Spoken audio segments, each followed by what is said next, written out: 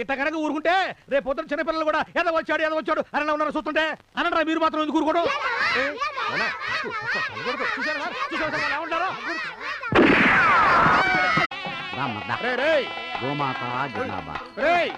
అలా కాదు, ఇలా వాయించండి.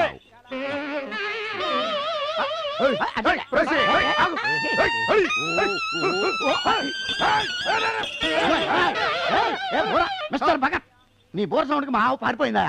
ఐసీ ఐసీ కాదు, క్యాష్ కట్టు. ఎంత? 50,000. 50,000? సన్నాయి సౌండ్ కి బెదిరిందనుకో 10,000. నీ మిలిటరీ బోర్ సౌండ్ కి బెదిరింది కాబట్టి 50,000. మరి ఎక్కువలేవా? ఊరుకవాయా, 110 లీటర్లు పాలిస్తుంది. 110? మామూలుగా అయితే 10. నీకు బెదిరి పారిపోయింది కాబట్టి 110. అంటే ఆయనకేం తెలియదరా? ఏమిటి మీ ఉద్దేశం? ఎట్లా కనిపిస్తున్నాడు మీ కంటికి? నూతుల్లో పూడికలు తీసేవాళ్ళ కనిపిస్తున్నాడా?